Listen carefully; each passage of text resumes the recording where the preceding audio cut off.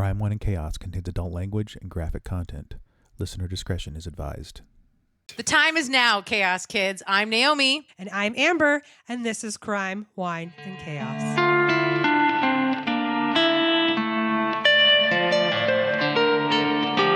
Got to do the dance. Yep. Got to do the dance. That's how we get in mode. That's right. Okay, we have an audience this time, and it's even weirder. Hi. Hi. This is really weird. You're fine. This is fine. I know, I'm fine. So are you, sissy. Thanks, sister. How's it going? What's new? Let's see. What's new? I'm getting over this nasty cold. You're always getting over a cold. I know. What is wrong with you? I don't know. I ventured out into the world again, and I shouldn't be around people. Apparently. I think I have a weakened immune system. Oh. Yeah. I don't love that for you. I don't love it for me either, but you know what? We're on the tail end of it. How about you? Oh, I mean, I am still recovering from a week in San Francisco. Ew. It was good. It was really good. We, had a really good showing down at the game conference for the studio, and I'm really proud of us. But man, it was just a lot. Yeah. It was a lot. So this week has been a little bit more chill, and I'm kind of happy about that. I love that for you. Yeah. No couches flying here. So what are you drinking? Oh, thank you for asking. Let's see if I can do this. This is a red blend from Portugal by Casa Santos Lima. Oh, hey, look. Nailed it. Look at you. You totally nailed it. I'm basically bilingual. I think you're more than bilingual, because Portuguese is totally a different language than Spanish. And I've heard you say Spanish wines as well. And I nailed it. Multilingual. We'll say multilingual. Multilingual. I love that. Okay. Oh, hey, we have to give a quick shout out to Noelle in Florida for reaching out to us. Hi, Noelle. Hi, Noelle. Noelle doesn't feel any type of way about the shade that we throw at Florida. I believe one episode I literally referred to Florida as the limp dick of the United States. Well, it sounds like she agrees, but also we live in the Pacific Northwest where we just grow our own serial killers here. So it's not like we can actually throw too much shade. I'm just saying. We grow them up here and then we send them to Florida. We do send them to Florida. You're welcome. Yeah. You're welcome. Yeah. But thank you, Noelle, for reaching out. Thank you for listening. Anything else before we dive into For the good of the order? Shit hot for the good of the order, sister, always. I mean, there's probably something. I can't think of anything today. This is weird. We're in the same room together. We never do this. I know. We always have a screen between us, and we It's have headphones safer that way. on. It is safer that way. It is safer that way. Which is weird because I've known you your whole life, so this shouldn't feel weird, but it does. I've known you most of your whole life. Most of my whole life. And all of your life. Correct. That is correct. I got nothing. I think you should tell me a horrible crime story. This is really bad. Great. This one came as a listener suggestion from Jennifer B. And it's a local case. Jen B. Jen B. We love Jen B. She's an Uber fan. Jen B. The local cases are extra spooky to me because as they're sort of explaining the area and it's like, God, I've been there. And it just adds Oh, no, I do know. I have a local story in my back pocket that I'm probably going to share with you one of these days. And it's going to be rough. Okay. So unless it's this one, and then I'll have to find something else. Well, this one is literally close to home for you in all the ways. So I'm going to tell you about the murder of Arpana Jinaga. Okay. So it's 2008 in Redmond, Washington. Oh. Yeah. Okay. On Education Hill at the Valley View Apartments. Okay. Okay, so let me give you a rundown of the complex because I had to go and look this up just to kind of get a vibe of what we're dealing with here. It's a really small complex. It's a bit older.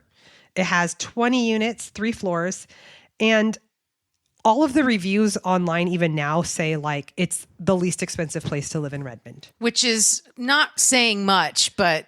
Right. It is affordable for young professionals that are just getting started. Which is, there's very few of those left in the Redmond area. Correct. So, I mean, it's real basic. There's no amenities. There's nothing. It's just, here's your apartment, right? Yep. So Arpana immigrated to the U.S. from India as a student, and she earned her degree at Rutgers University in New Jersey in computer engineering. Of course she did, because she's 2005. a smarty pants. She's a fucking smarty pants. And then she took a job at EMC in Bellevue. EMC. Export Management Company. Okay. As a software engineer. Okay. Arpana was also in Taekwondo. She rode a motorcycle and was in the Pacific Northwest Motorcycle Club. She's a fucking badass. She volunteered at the animal shelter, and she was a volunteer firefighter. What? She was a fucking badass. Oh my and God. She's 24 years old. Yeah. I want to know her. Oh. I want her to be my friend. Oh, you're giving me that face. You can't ever know her. Oh my God, you're going to make me cry. Yeah. So her dad worked as a professor in India at a technical college, which was how she grew to love the tech world. Mm-hmm. Yeah. So because the Valley View apartments were really small, they were a super tight-knit community. And every year on Halloween, they would have a Halloween party, and it was like everyone would get in costumes, and each apartment was decorated in whatever way that particular person wanted to decorate their unit, and each apartment would offer some type of food or drink. And then everyone just sort of opened their doors, and people just mingled through each other's apartments with this big party. I think I have like the vaguest, dimmest bell is ringing on this story. Well, it's as soon as you started talking about Halloween, yep, okay. So this is the Halloween of 2008, and Arpana was dressed as Little Red Riding Hood. Oh my and God. her apartment was decorated as a haunted forest. I know. And she had pizza. That was her offering. It sounds really fucking fun. It sounds really fun. I would totally participate in this shit. So the party went late into the night, and a neighbor reported last seeing her around 3 a.m., so it's November 1st now, going in for the night to her third floor apartment. And then later that morning around 8 a.m., neighbors reported hearing moaning coming from her apartment, and more than one person said that it sounded like consensual sex, followed by running water, so presumably a shower. Okay. However, Arpana made a daily phone call to her parents in India, and her father didn't hear from her on November 1st. Yeah. Her dad tried multiple times to reach her with no luck, and luckily he had a friend in Seattle, so he calls up his friend and he says, "Hey, can you go over to her apartment and check on her?" So the friend arrives at the complex, and he is heading up to her unit, and he runs into a neighbor that also knows her. And so the neighbor and the friend go into the unit. And this is still the day after Halloween. Correct. Yeah. So right away, they can see that the front door is broken. Oh, no. I know. They go inside the apartment, which takes you right into the living room, and nothing looks odd initially. But when they go into her bedroom, they see Arpana on the floor, naked, and it's real fucking horrific. This is bad. So she had been gagged with duct tape and severely beaten, and her body is covered in some sort of dark fluid, which was later determined to be motor oil. What?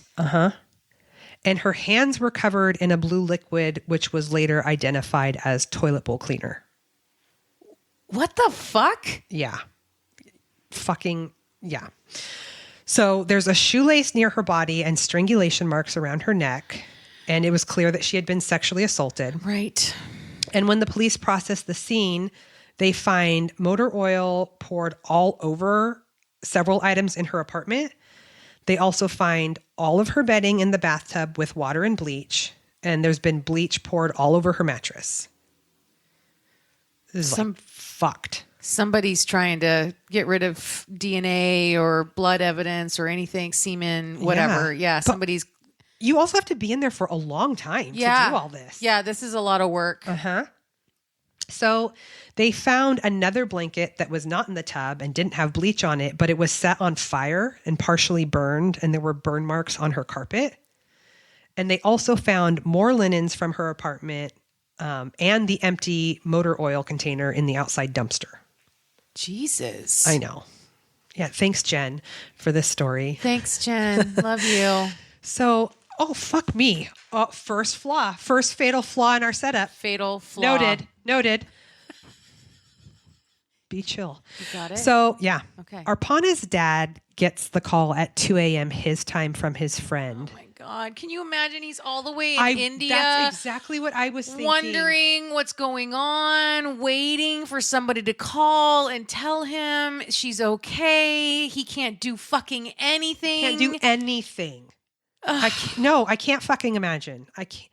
I'm sorry. Of course you can't. No. And also, like, I was talking to Michael about this the other day. Like, I feel particularly like guilt isn't the right word, but like ashamed when people come here from somewhere else thinking it's going to be good. And then this happens to them.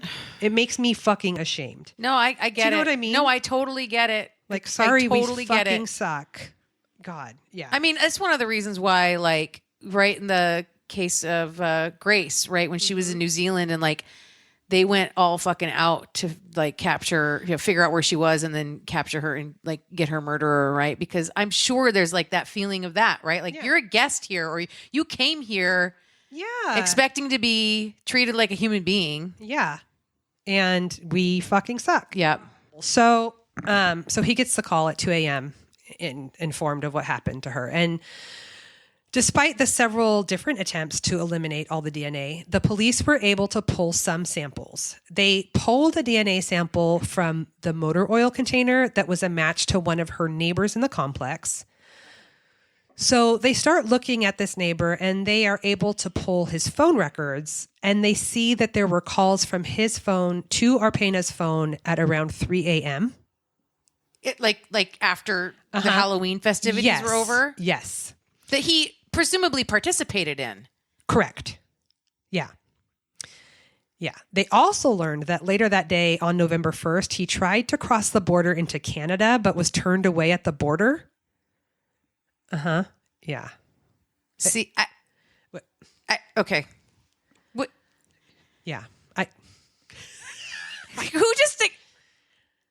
Oh, we'll get to this. Well, we'll get there. We'll get there. Yeah. I mean, yeah. So he's turned away. And then, so they bring him in for an interview and he says that he definitely was at the party and that he was definitely attracted to her, but nothing has ever happened between them. He said that he left the party around midnight and went home and went to bed and that he woke up around 3 a.m. and he heard the moaning sounds coming from her apartment. And this was different than what other neighbors said, who said they heard it at 8 a.m.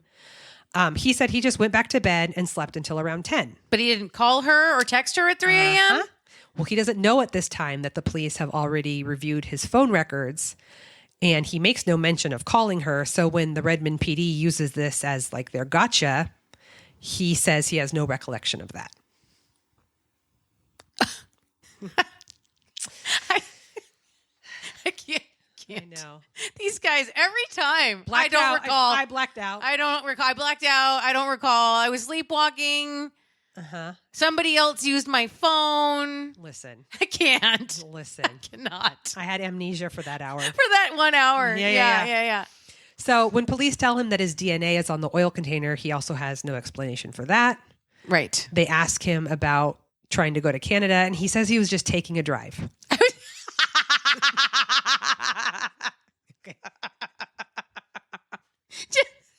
I love to, when I just want a nice day drive, I love to sit in a long ass line at the border. I just drive to Canada. You know, it's like 3 hours. It's not that close. No, it's like a 3-hour drive to the border from Redmond. Yeah.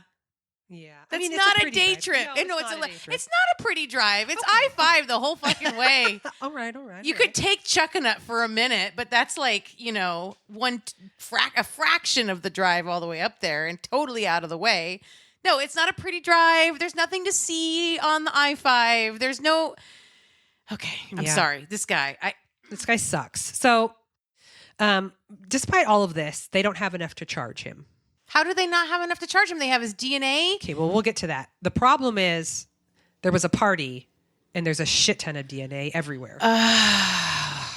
Okay. See, this is a reason never to have parties. That's one takeaway. Or don't be a fucking douche.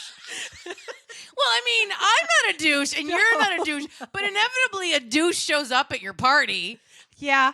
Well, especially if it's like this open door, like whole neighborhood scenario. I know. God damn it. It sounds so cool. Like, what a way to ruin, like, probably what was a long-standing tradition and cool vibe. Has never happened again. Never. 2008 was the final installment of that tradition. Okay.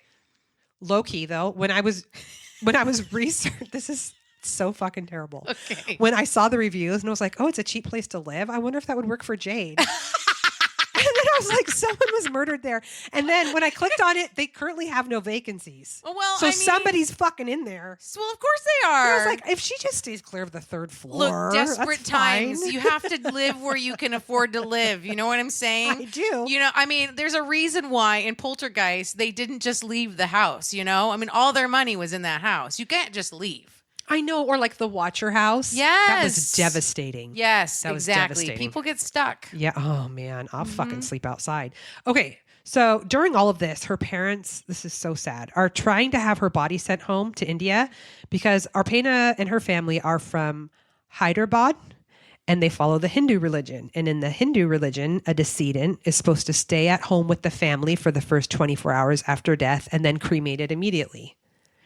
But because her death was a homicide and her body was evidence, that wasn't happening. Well, what do they do in India if, I mean, they just don't investigate or they just do their autopsies like lickety split and let the bodies go? I don't know, but that's a tough one because I feel for that. That's obviously deeply important to them, but also I totally agree. Yeah, that sucks. So yeah, they're not able to get her home in the time frame so that they can have their burial practices. But after working with several different officials, they're finally able to have her body flown home. And I read in a couple different sources that it was like $7,000 to have her body flown back to India. I guess that's a really expensive thing to do. Why? I don't know. I'd be curious what kind of protocols are in place when that's happening. I mean, it's just cargo, right? Oh my God. I'm sorry, but that's all it is. I don't know if it has to be packed in a specific way. I don't know. Okay. I don't know. So the police test the shoelace for DNA and they get another hit. And they also find the same DNA on the duct tape and on her bathrobe, which was also found in the dumpster. And it's not this guy? Nope. This DNA matches a profile in the system for a guy named Emanuel Fair. So they bring Emanuel in for questioning, and Emanuel didn't live at the complex, but his friend did, and that's how he ended up at the party. Oh. The friend that lived there was someone that Emanuel had just recently met, and Emanuel says that around 1 a.m., the party was winding down. He went to Arpana's unit to grab a piece of pizza, then went to his friend's unit in the complex and went to bed. So police also combed through his phone records and they see that he made 22 calls after 1 a.m. 22 calls. And 3 of those calls were made to a woman, not Arpana, in the complex that he met that night and got her number. He also says that he has no recollection of making any phone calls. What is going on? Are they all in some sort of memory hole in that apartment complex? That complex is the vortex. It sucks your memory. That's why it's so cheap. You remember nothing. I mean, no amenities. Your memory is an amenity. Okay? You don't get that here. That's Let's right. Go. No. No swimming pool, no memory. No Sorry. memories. Sorry. So, bye. But when they talk to this woman, they learn that all of the calls, like she got voicemails and they all sounded like butt dials. So he says that his phone was on the bed and he believes that he was like rolling around on his phone in his sleep making butt dial calls. Okay. I mean, maybe. So despite all this, October of 2009, nearly a year after her death, police believe they have enough evidence to arrest Emanuel Fair. Oh. Still no arrest for the neighbor. So now they're running with a theory that they might have been in on it together. Yeah. And maybe they can offer Emanuel a deal if he spills the tea on the other guy. Right. This is where it gets even more upsetting. Okay.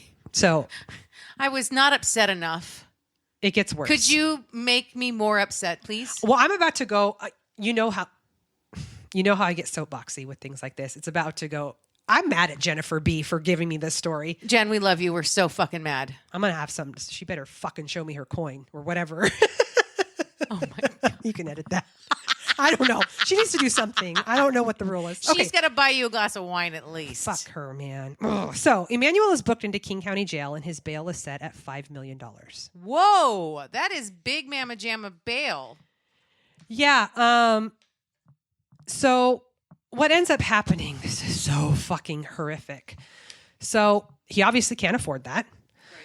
So in pretrial motions filed by his attorneys, basically they alleged that Emanuel was a black man and had been treated very differently from the neighbor who was not. Oh. Which is probably true. It's for sure true. They also filed pretrial motions regarding the forensic analysis of the DNA, which was significantly delayed in the trial. So this is where it's upsetting. I'm going to read this verbatim because this gets sciencey and I can't summarize something that I don't understand. Great. Okay, so let's get nerdy. Okay, we're getting nerdy. This is a company called True Allele. Allele? True Allele is a genotyping software developed by a company named Cybergenetics, which is utilized... Cybergenetics? That's like straight out of the Terminator. Keep going. Or Star Trek, whatever. It's used by law enforcement agencies all over the country. Specifically, it is a software that uses thousands of algorithms to read DNA and translate it into evidence that investigators and prosecutors can then use. Okay. It uses 2,000 lines of code, and this True Allele can analyze evidence of more than a half a dozen contributors and determine who the most likely culprit is based on how many genetic markers are left on the evidence and where. Okay. Are you following? Sort of. So it's basically saying like up to 12 DNA samples can be mixed together, and it will determine who the most likely actual person is out of that was the number one contributor to that DNA sample. Correct. Got it. Yes. So this entire process is now known as probabilistic genotyping. Okay. Okay. And True Allele had not yet been used by prosecutors in Washington state at this point. It had been used to obtain dozens of convictions all over the country, but not here. So it was heavily utilized by this investigation and was able to come up with results that were far more definitive than anything the crime lab was able to do. So they're doing all of this. Emanuel Fair's involvement in the murder, they decide is for sure, this is your dude. But because of all these, because the defense attorney had such an issue with this, and he's sitting in King County Jail on a bail that he will never be able to post, which I'll get on my soapbox about that in a second. Sure. And in the meantime, his attorneys are trying to file motions saying this, this isn't fair. I don't know what this science is, blah, blah, blah. It's like a black box. Because of all of that, his trial didn't begin until 2017. I'm sorry. So he sat in jail for 6 years without being convicted of a crime. This is what with the massacre and fucking what is going on, Washington State? This is exactly what happened to those two fucking yahoos over in Carnation. How long were they sitting there? It was 9 years or something like that, sitting in county. Yeah. Sitting in fucking county. Sitting in fucking county. Which is not designed to hold people long term. No. So they don't see the fucking sun. They don't fucking touch grass. They are in a fucking holding cell that entire fucking time. Yes. Also, the point of jail is you being out is dangerous to us, not you can't afford to be out. That is fucking bullshit. If he had 5 million, we would be safe if he was out. Right. That's not how it. Okay. I hate everything. So anyway, he sits in there. It finally goes to fucking trial in 2017. Jesus Christ. At his first trial. I'm sorry. First trial? Yeah. Oh, here we go. At his first trial. So the neighbor was given immunity. Neighbor was given immunity? In exchange for testifying. And then when he got on the stand, he said that he was going to plead the fifth. What? So the first trial. Why? What? What is happening right now? Some shady bullshittery is what's happening. So these two were in on it together? My personal opinion is that it was just the neighbor. Yeah. Not this guy at all. Because, the first trial resulted in a hung jury, mistrial. So then he's tried again in 2019. So 2 more years in King County Jail. Fuck me, man. And in 2019, he was found not guilty. And as of January 2023, Emanuel Fair has filed lawsuits against King County, the city of Redmond, the Redmond Police Department, and the detective coats of the Redmond PD. Fuck yeah, he has. And The neighbor still walks free, a fucking murderer. allegedly, which is why I didn't include his name in here, even though it was in several All of the articles and stuff. Yes. And her case is still unsolved. No. Yeah. And I don't know what kind of immunity they gave him. I don't know if they can. I don't know. I just think. Usually that kind of immunity does not hold if you don't comply with the deal. I know. Well, he fucking didn't. And it was a mistrial. And I don't know. It's hard because there were so many people in her apartment. There's a shit ton of DNA everywhere. You know? But like on her body or like was she sexually assaulted? Like did they do a rape kit? Like that's the part I mean I don't she know. was. You said she was sexually assaulted. Yeah, I believe so. So you would think that there would be DNA around her like genital area because even if he wore a condom and he didn't leave behind semen, I know. he's gonna there's gotta be contact DNA on her. Yeah, for sure. And I think it's weird too that like when Except maybe if he poured motor oil all over that, maybe that fucking degraded it. Yeah, because the DNA they were collecting were from items like the shoelace and the motor oil container. Like they couldn't get any not off from- her body. Yeah. And I think it's weird that so this complex is all like, it's not, your door to your unit isn't inside, it's outside. Right. I think it's weird that it's such a close, tight knit, whatever. And as soon as the friend and the other neighbor, not the accused, walked up, they could see that her door had been kicked in. Like nobody else noticed that and nobody heard that. Yeah. You're waking up to moaning, but not to a door being kicked in. Right. Like what the fuck? Well, they said they heard the moaning at like 8 a.m. Yeah. So maybe they were awake by then. But also like if they partied like it sounded like they did, a lot of those people weren't sleeping. They were passed out. That's true. That's true. It's just so fucking awful. Oh my God, that was fucking horrible. Yeah. Yeah. I know. I hope Emanuel gets his... Yeah, I hope he wins all his fucking lawsuits. Fucking hold someone in jail Fuck the police. pre-trial for God that. damn it. Oh That my is God. insane. Insane. That's eight years he spent in fucking county. Mm-hmm. He currently, he's still local and he's a mess. Well, yeah. Yeah. I just feel terrible for him. Oh, that is just awful. Yeah. Thanks for that. You're welcome. Yeah. Well, I don't have a fun time chaos story for What you. the- I'm so sorry. We're going to do this.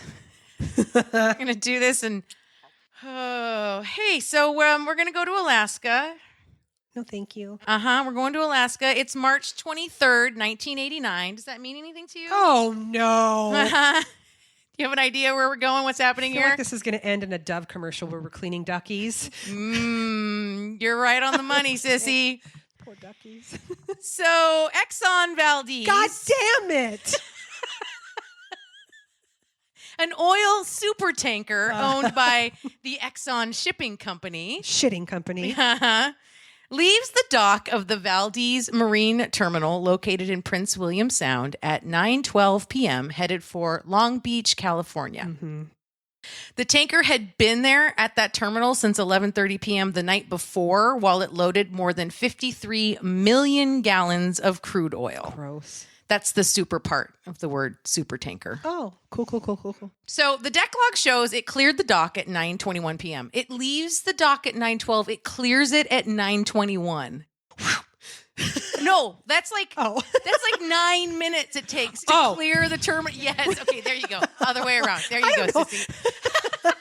She's not even listening to me. Listen. No, you listen because you're not. Technically, if you had told me that in knots, that would have been the appropriate measurement of boating. Like 0.5 knots. Everybody knows that. So Captain Joseph Hazelwood retires to his cabin. Mm-hmm. It's 9:25 p.m. He leaves in charge of steering this tanker William Murphy, the harbor pilot, which is a sailor whose skill is to maneuver ships through dangerous or congested waters such as harbors or river mouths. Okay. Which is good because the first 7 miles after leaving the terminal are through the Valdez Narrows. Okay. Murphy also had with him third mate Gregory Cousins, and the ship was accompanied by a tugboat, like an escort. Sure. Okay. At this point, this is all absolutely the way it's done. Okay. At 11:24 p.m., so 2 hours later, shortly after the tanker leaves the Narrows, basically now has left the Narrows into the actual Prince William Sound. Because if you think of the sound, as I talk about this a little bit later, is this like upside down bowl, and there's all these little narrows and tributaries that kind of go up into the land, right? So that's what they've just exited. Captain Hazelwood is called to the bridge. Murphy leaves the bridge and is helped by Cousins to disembark the vessel. Like, I'm not sure what that's about. Like, he got on the tugboat and went back to the terminal, I think. So based on the description of a harbor pilot, I'm guessing this is literally the only reason he's on the ship. Oh, he made it through those and then he's noping out on the tugboat. Yep. Okay. Yep. You guys are good to go. I Yep. can head back. Like, that's his job. He gets them through the Narrows and then he goes back to shore. That guy fucking lucks out. Right. Okay. So now Cousins talks to traffic control and decides Exxon Valdez needs to take an alternative route out of the sound to avoid running into icebergs. This takes the tanker outside of the predetermined traffic lanes. The ship is pointed due south, put on autopilot, and exits the eastern boundary of the traffic lane at 11:47 p.m. Okay. At this point, Cousins had been on duty for 6 hours, and he was supposed to swap out with the second mate, Lloyd LeCain Jr. But LeCain had already worked very long hours, and Cousins wanted to do him a solid and let him keep sleeping. That's nice. Which means that Cousins was on duty most of the night by himself.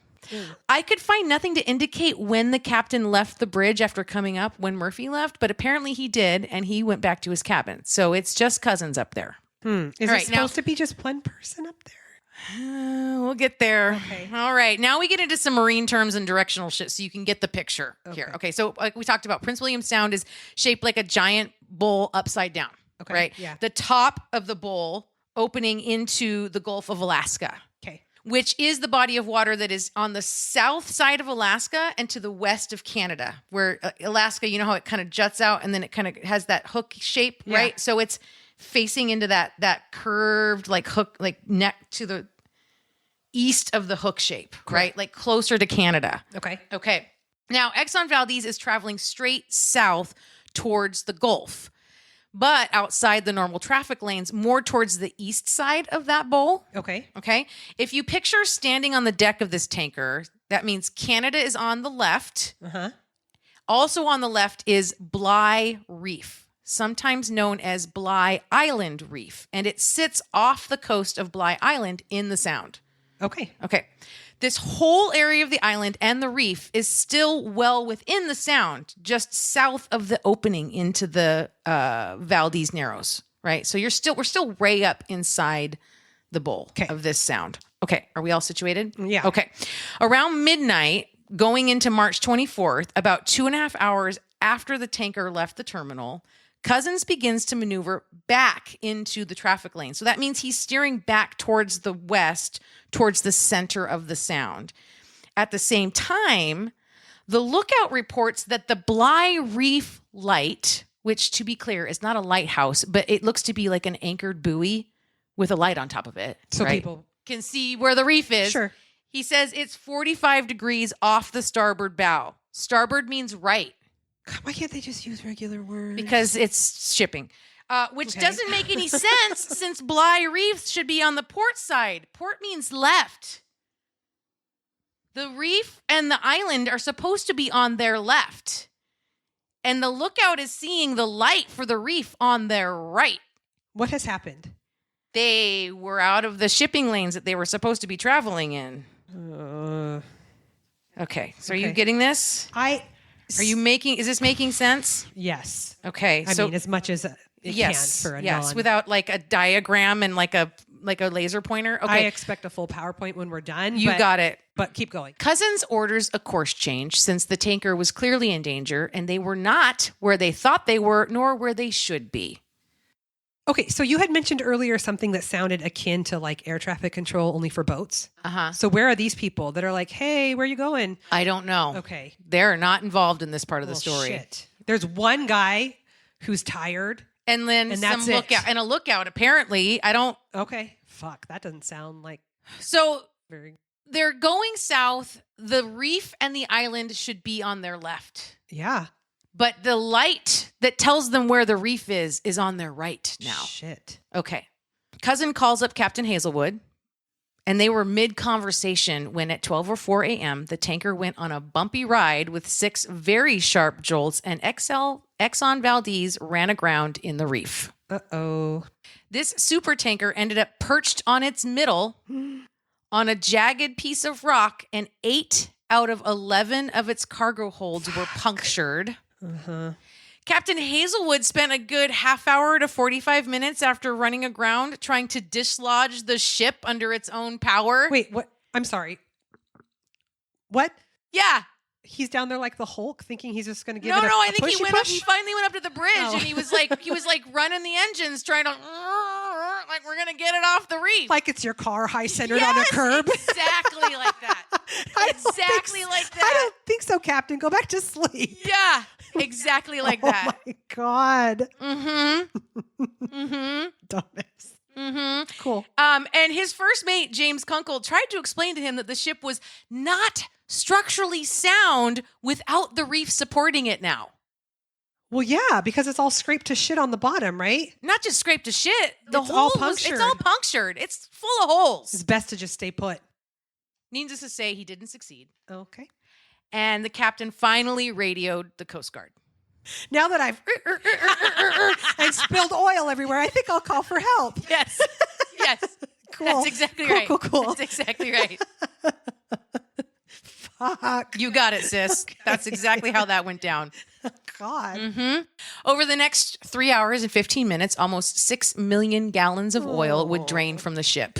God. And when all was said and done, almost 11 million gallons of crude oil would be dumped into Prince William Sound and affect 1,300 miles of coastline. Jesus Christ. 200 of those miles being moderately to heavily affected. Yeah. 200 miles of coastline. Jesus Christ. That's like a little less than the entire state of Washington. Yes, of Washington. That's right.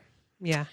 On March 24th, a private company came in with a helicopter to dump a chemical dispersant, but the helicopter missed the target area. What is with these people? What is with these pilots and people that are in charge of machines? I don't even understand my Whoops own a daisy. Like, how do you miss the target? It is 1,300 miles long. How do you...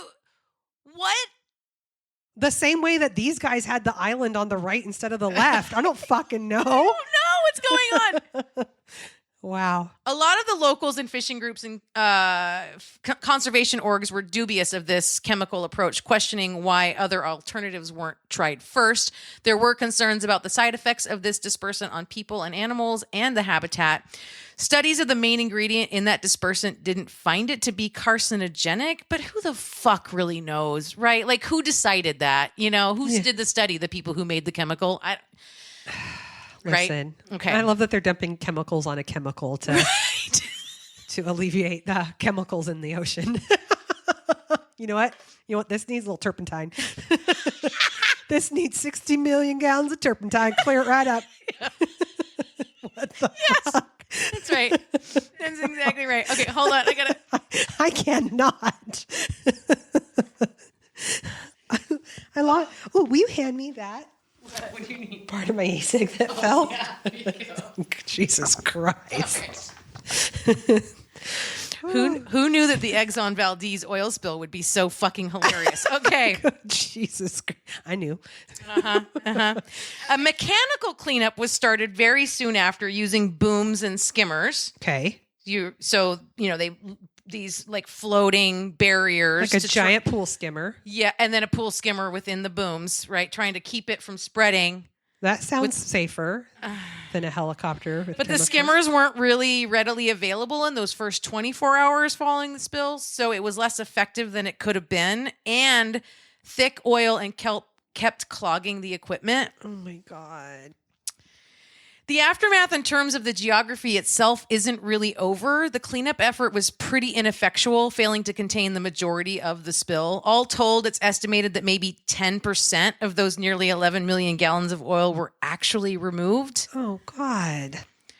Prince William Sound is filled with tons of rocky coves where the oil collected, so a decision was made to displace it with high-pressure hot water.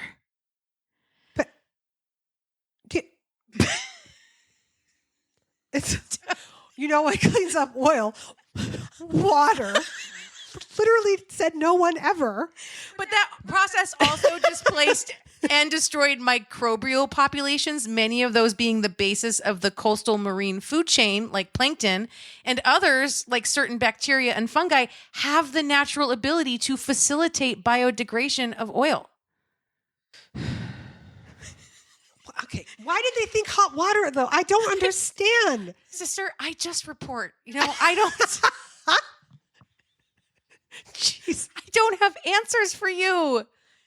I don't clean up oil spills. What do I know? I feel like you could have done a better job. I might have. I feel like more than 10% would have been cleaned up if you were in charge. Truly. I mean, you know what? We just needed some bounty quicker picker uppers. I got this. One sheet. The whole mess.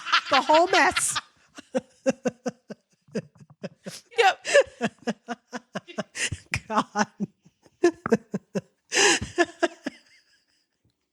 Okay. Oh my God. Oh. At the time, the scientific community and the public at large were adamant about cleaning everything immediately. Right?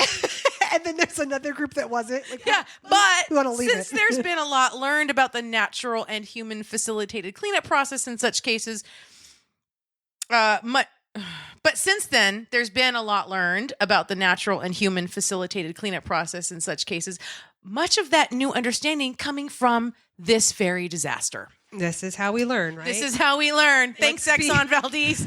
I love being reactive instead of proactive in all things, really. Absolutely. Absolutely. Like, why wasn't the sweeper thing on the ship that had the oil? Right? We got nothing here. We got nothing. Yeah. The impact on the wildlife persists. There was an estimated death toll of seabirds between 100 and 250,000. Jesus Christ. At least 2,800 sea otters and 12 river otters, 300 harbor seals, 247 bald eagles, and 22 orcas. No. The number of salmon and herring killed by the spill is unknown. Yeah. 9 years after the disaster, multiple bird species were still suffering the negative effects of the spill. And although the volume of oil has declined considerably, studies suggest that the area of oiled beach has changed little since 1992. No way. A study by the National Marine Fisheries Services, NOAA, in Juneau found that by 2001, approximately 90 tons of oil remained on beaches in Prince William Sound in the sandy soil of the contaminated shoreline, Ew. with annual loss rates declining from 68% per year prior to 1992 to 4% per year after 2001. Okay. The remaining oil, lasting far longer than anticipated, has resulted in more long-term losses of species than had been expected.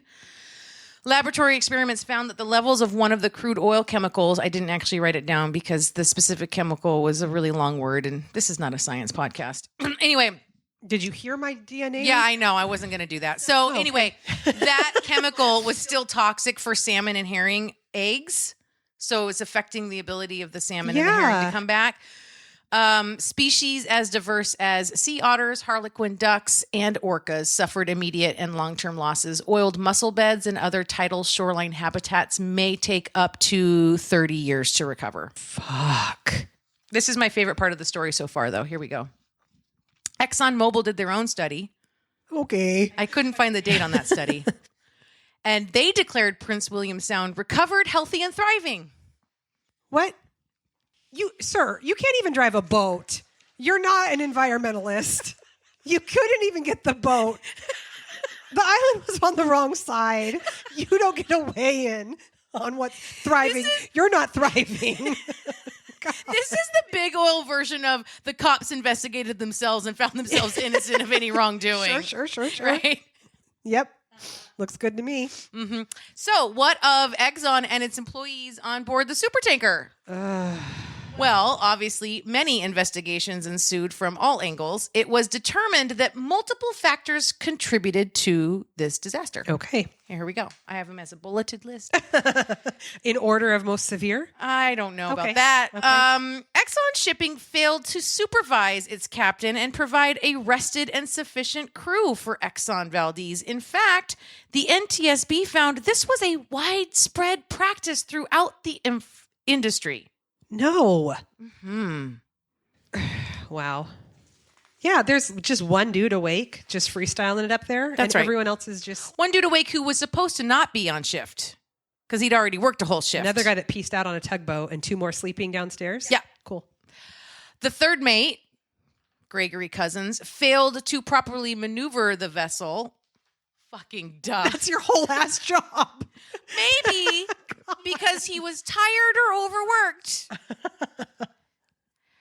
Exxon Shipping failed to maintain the RACUS, which I didn't write down what that stands for, except the R stands for Raytheon, and Raytheon's one of our favorite companies, which is a Raytheon radar system that would have indicated an impending collision with Bly Reef. There was literally a radar reflector placed on the next rock inland from the reef for the explicit purpose of keeping ships on course. Oh.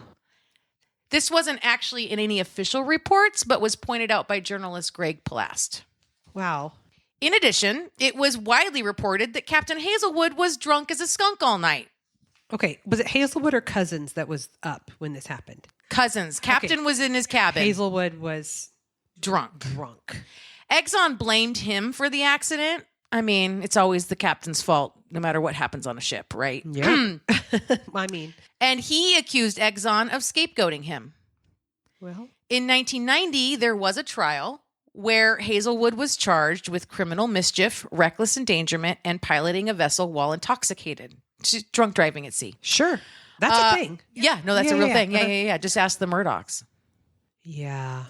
He was cleared of all these charges, but he was convicted of a misdemeanor negligent discharge of oil. That's a misdemeanor? Yeah. You have a helicopter cleaning up your spill, and that's a He's like, misdemeanor. Oopsie daisy. daisies. What? Yeah. But our salty friend Greg Palast said in 2008, quote, "Forget the drunken skipper fable. As to Captain Joe Hazelwood, he was below decks, sleeping off his bender. At the helm, the third mate may never have collided with Bly Reef had he looked at his RACUS radar. But the radar was not turned on. In fact, the tanker's radar was left broken and disabled for more than a year before the disaster, and Exxon management knew it. It was just too expensive to fix and operate." Fuck right off. You know, they're just like a mom and pop business. They got to watch their overhead. I mean, they have to, yeah, that's right. Yeah. That's right. You know, it's like, do we fix three employees? That's it. do we no fix radar, the radar fixie. or No. do we have health insurance, you know? Sure. Mm-hmm. Other factors that led to this ecological nightmare, according to an MIT course entitled Software System Safety by Professor Nancy G. Levison, included, I have another list. Ships were not informed that the previous practice of the Coast Guard tracking ships out to Bly Reef had ceased. There was nobody. Oh, There there was- was no boat traffic control. Nope. The oil industry Jeez. promised, but never installed, state-of-the-art iceberg monitoring equipment. So had they had that, then Cousins never would have had to go out of the normal predetermined traffic lanes to avoid icebergs because he would have had the equipment needed to detect them. Okay. Titanic was what, 1928? Right. And this is 1998? 1919, I think. We haven't figured this out yet? Nope, we haven't Cool. figured this out yet. All right. Exxon Valdez was sailing outside the normal sea lane to avoid small icebergs thought to be in the area. Coast Guard vessel inspections in Valdez were not performed and the number of staff was reduced. Oh my God. Lack of available equipment and personnel hampered the spill cleanup. This is where I'm like, fucking Exxon, man. Okay. In October 1989, Exxon filed a suit against the state of Alaska, claiming that the state had interfered with Exxon's attempts to clean up the spill by refusing to approve the use of dispersant chemicals until the night of the 26th. Oh. The state of Alaska called bullshit on that nonsense, stating that there was a long-standing agreement to allow the use of dispersants to clean up spills, so Exxon didn't need any permission to use them. Then Alaska said, and another thing, Exxon didn't have enough dispersant on hand to effectively handle a spill the size created by Exxon Valdez. So, like, don't come in here and tell us that you weren't allowed to use a dispersant that you didn't even keep enough on hand to clean up the amount of oil you were fucking carrying. No shit. Fuck right off, Exxon. And then a year later, in October of 1990, Exxon filed claims against the Coast Guard, asking to be reimbursed for cleanup costs and damages awarded to plaintiffs in any lawsuits filed by the state of Alaska or the federal government against Exxon. What did the Coast Guard do? Well, Exxon claimed that the Coast Guard was, quote, wholly or partially responsible, end quote, for the spill because they had granted mariners licenses to the crew of the Valdez and because they had given Exxon Valdez permission to leave regular shipping lanes to avoid icebergs. They also said, yet again, that the Coast Guard had delayed cleanup by refusing to give permission to immediately use chemical dispersants on the spill. I never saw what the Coast Guard said or did. Are they saying, shame on you, Coast Guard, for allowing us to drive a boat? Yes. Okay. I thought that's what I heard. I killed somebody in my car, and I am suing the DOL. That's right. Shouldn't have given me a license. Shouldn't have given that's me a license. You. Yep. Cool. You got to give it to him. I mean, Exxon just... Creativity points. Seriously creative. Really digging deep. Yes. Okay. And there was so much litigation and so much money involved, and Exxon was just pulling shenanigans through all of it. In 1991, Exxon quietly settled for $63.75 million with a group of seafood producers known as the Seattle Seven. But this agreement required that any monies this group received from any other settlements would have to be put towards paying Exxon back for this money. They want to be paid back for their lawsuit money? Yeah. So if they win money in another lawsuit, like in a class action, for example, they have to pay Exxon back for the settlement that they gave them. What? Exxon versus Baker was basically a class action suit that eventually came down to a settlement reward of $787 million. But Exxon had already covered its ass by obtaining a $4.8 billion credit from JP Morgan, thereby creating the first modern credit default swap. And this gave Exxon the ability to not hold as much of their money in reserve should the settlement come out to the full $5 billion that was being asked for. I fucking hate everything, right? You know what would have been cheaper than that? 2 more employees on that fucking ship. And like fixing the rake. Sure. Yeah, maybe that big net scoopy thing for spills. Yeah. Right. Oh my God. The appeals on this lawsuit went up through all the courts to the Supreme Court, being reduced along the way until the Supreme Court set it back to the lower court and told them the damages were excessive with respect to maritime common law. Exxon's actions were deemed, quote, worse than negligent, but less than malicious, end quote. And so the amount was finally settled at $507.5 million plus the 200 and whatever million for the actual damages. That was the punitive. And in the end, Exxon recovered a significant portion of their cleanup and legal expenses through insurance claims. God damn it. As of December 15th, 2009, Exxon had paid the entire $507.5 million in punitive damages, including lawsuit costs plus interest, which were further distributed to thousands of plaintiffs. That's 1/10 of the original punitive damages. Exxon remained hugely profitable, obviously. The process of payment was drawn out over decades, and long-term damage control continues and is not funded by Exxon. What the fuck? On March 24th, 2014, the 25th anniversary of the spill, NOAA scientists reported that some species seem to have recovered, with the sea otter the latest to return to pre-spill numbers. It took 25 years for the sea otters to return to normal numbers. They're mean little fuckers, though. That's true. But still sad. Yeah.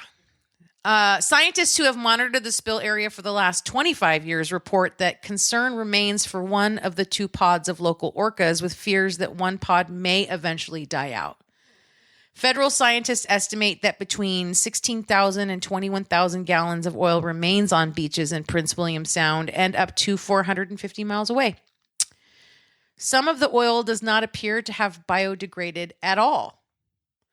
A USGS scientist who analyzes the remaining oil along the coastline says that it still sits among the rocks and between tide marks. Quote, the oil mixes with seawater and forms an emulsion. Left out, the surface crusts over, but the inside still has the consistency of mayonnaise or mousse. Gross. That's fucking gross. And that is the Exxon Valdez oil spill. Thanks for that. It's the second largest spill in the U.S. waters after Deepwater Horizon in 2010. Jeez, that was fucking terrible. Thanks. You're so welcome, sister. God damn it. It's one of those things too where it was like, I thought I knew about it because I was old enough to like, you remember it was on the news. It was like, you couldn't get away from it. It was like the biggest news for like the longest time, was just this constant, right? And that was when you'd see fucking, these sad fucking video on the nightly news of like birds like covered in oil, and we're cleaning them with Dawn dish soap and shit, right? So sad. Yeah, awful. Yeah. Well, I didn't know all that. I mean, I knew what it was, and I knew that it existed, and I knew that it was bad, but I didn't know. That's real bad. It's real bad. It's real fucking bad. It's real fucking bad. So. Fuck. Thanks, I guess. Mm-hmm. I don't know how to pivot out of that. Follow us on all the things. I mean, yeah, we got the IG, and the FB, and the Twits. The twits and the twats and the whatnots. the tweets on the Tweedledee. You can follow us there. You can follow me on Twitter at Miss Nomers. Amber's got a band. She's in a band. She's a fucking rock star. She tinfoil top hat. They're also on all the things, all the streams, and all of the places. Go there. Oh, also, if you like us, show us. If you just like us, show us how much you like us. Go to your podcast streaming app and fucking give us a 5-star. If you're listening on an Apple device, go to Apple Podcasts, please. Yeah. Give us a 5-star. I mean, 4 is fine if you have to, but give us a rating. 4 is fine. Give us a rating. If it's a 4, put Naomi's name on it. Write a review. Tell people to listen to us. Please listen to us. And look, if you need to talk to us, you can send us email. You can send hate mail to me. You can send love letters to Amber, but they all have to go to the same place. It's at crimewineandchaos@gmail.com. We love getting mail, so please send it to us. And we do respond. We absolutely respond. Mm-hmm. Thanks for being here and listening to my bummer story. That sucked. Yeah, thanks for that. Yeah, you're welcome. I love you. And love you. That was really fucking chaotic. Bye.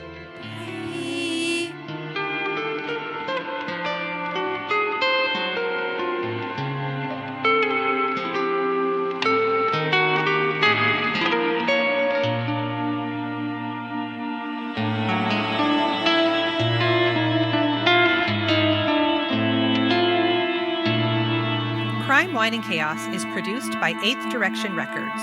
Artwork by Joshua M. Davis. Music by Paul Abner. If you would like to support the show, you can visit our Patreon page at crimewineandchaos.com/Patreon. Cheers.